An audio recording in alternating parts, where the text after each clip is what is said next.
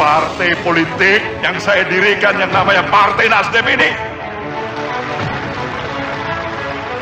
Saya mendirikan partai ini dengan satu harapan, bukan hanya untuk menambah kekayaan pribadi saya, bukan untuk menambah anak-anak perusahaan yang ada pada diri saya, bukan juga untuk menjadi hanya semata-mata kepingin menjadi presiden di negeri ini, saudaraku.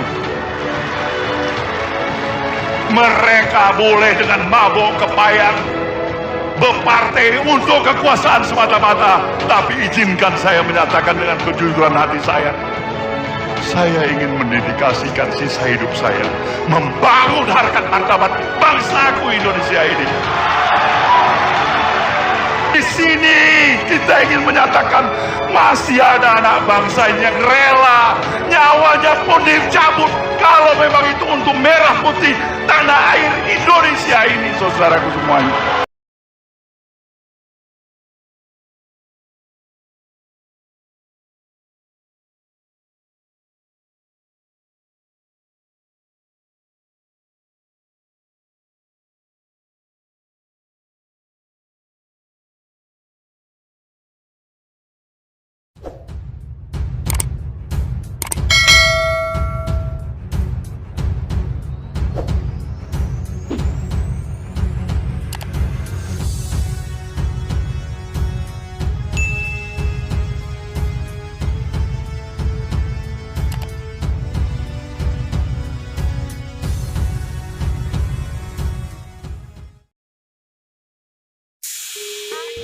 Hasto PDIP selalu sindir Nasdem, deklarasi Anies, tapi tak singgung Gerindra yang usung Prabowo Subianto. Dia harus tahu diri. Hubungan antara Partai Nasdem dengan PDIP tampak memanas usai Anies Baswedan resmi deklarasikan sebagai bakal Capres 2024. Kedua partai tersebut kini kerap terlibat saling sindir. Pengamat komunikasi politik dari Universitas Esa Unggul Jamiluddin Ritonga menilai tak seharusnya memang PDIP dalam hal ini. Sekjen Hasto Kristianto menyindir Nasdem soal deklarasikan Anies sebagai baca pres. Sebab masing-masing partai kedepannya dalam menentukan capres yang akan diusung. Wajar saja kalau Nasdem bereaksi atas sendiri Hasto tersebut, sebab Hasto tampaknya tidak bisa membedakan Nasdem dalam koalisi mengusung Joko Widodo pada tahun 2019 dan Nasdem akan mengusung Anies Baswedan pada Pilpres 2024, kata Jamiluddin kepada wartawan. Jamiluddin menyebut Nasdem sendiri lewat ketua umumnya Surya Paloh sudah bertemu dengan Presiden Jokowi sebelum mendeklarasikan Anies sebagai baca pres. Bahkan menurut Surya Paloh, respon Jokowi cukup baik. Kemudian kata dia, Nasdem sudah menyatakan tetap komitmen mendukung pemerintahan Jokowi hingga tahun 2024. Artinya, Nasdem tidak akan meninggalkan Jokowi dari koalisi yang sudah disepakati. Karena itu tentu aneh kalau Hasto yang justru kebakaran jenggot terhadap Nasdem, padahal posisi Nasdem dan PDIP di koalisi setara, apalagi Jokowi sendiri tidak bereaksi apa-apa, ujarnya. Untuk itu menurut Jamaluddin, Hasto tidak berhak menyindir apalagi menganggap Nasdem sudah tak layak ada lagi koalisi. Hanya Jokowi yang seharusnya berhak menyatakan partai mana yang masih berhak dan tidak berhak di koalisi pemerintahannya.